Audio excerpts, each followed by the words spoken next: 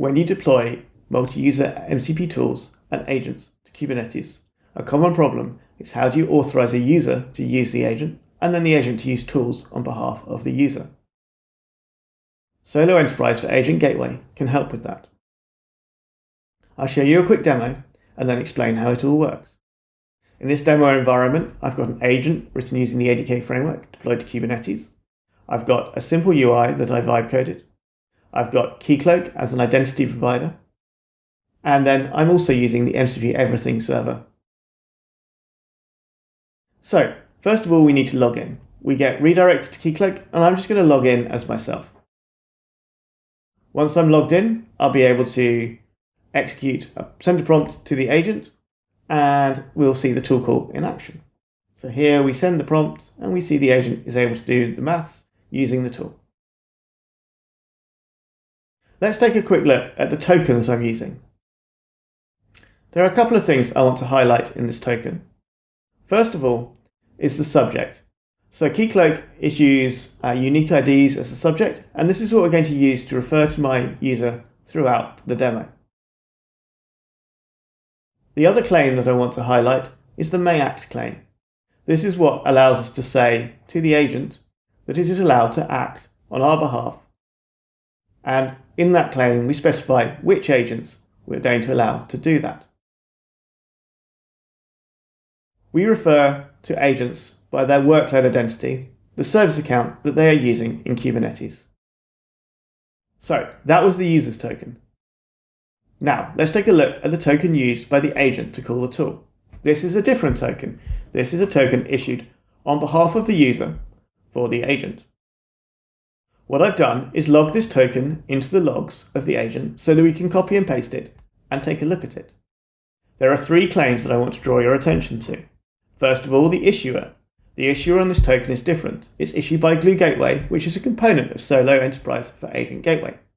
Secondly is the subject. The subject's the same. This is a token issued on behalf of me. Third is the act claim. This is representing the agent's identity, as represented here by the service account of the agent in Kubernetes. Now, let's take a look at the architecture. In this demo, I've got a couple of users, Pete and Christian. So far, we've just used Pete, but in a moment, we'll use Christian as well. Both of them have the may act claim on their token, allowing them to use the agent. So, when the user calls the agent performs a token exchange with Glue Gateway, part of the Solo Enterprise for Agent Gateway system. That token exchange is what creates the on behalf of token. Further, in this example, I've got Agent Gateway running as a waypoint in ambient mesh, but you don't need to do that. You can use any kind of gateway to do this. In that gateway, I have a policy in place that allows anyone using the agent to access the tool. You can see that's represented here by the match expression, which is matching on that act up subclaim, which is the same claim that Christian and I have in our tokens. So what I want to show you now is what happens if we tighten up that policy so that only my user and not Christian can access the tool. So first of all, let's see Christian's user access the tool. So what I'm going to do is I'm going to sign in to the UI using Christian's user. And I'm going to try and call the tool in exactly the same way. Let's just confirm that the token looks correct. So as you can see, Christian has a different subject, but he has that same may act claim. Let's call the same calculation tool and check it works.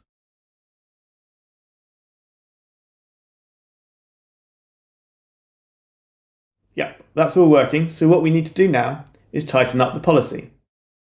We can do that by changing the policy in Kubernetes. Before we do that, I do want to highlight that this policy is also enforcing that only tokens issued by Glue Gateway are allowed to access the tool at all. So let's change that expression to one that is just allowing my subject to access the tool. So we'll go ahead and apply that policy into Kubernetes. That policy is now live, so what we can do is switch it back over and try the tool again. This time, you see that the agent is unable to access the tool because it is acting on behalf of Christian's user. Now, I'd like to give you a quick walkthrough on the code. What we have here is a simple ADK agent. This is the one that we've been using. And what we have to do is add a couple of lines into the agent in order to integrate and do that token exchange that I was talking about when we looked at the architecture diagram. We simply pass in the URL of the token exchange server, and then we integrate it when we create the ADK runner. In this video, I've shown you how you can get an agent to use a token that acts on behalf of the original human user, and how you can use that with a waypoint in ambient to enforce the policy to stop the wrong user calling the agent.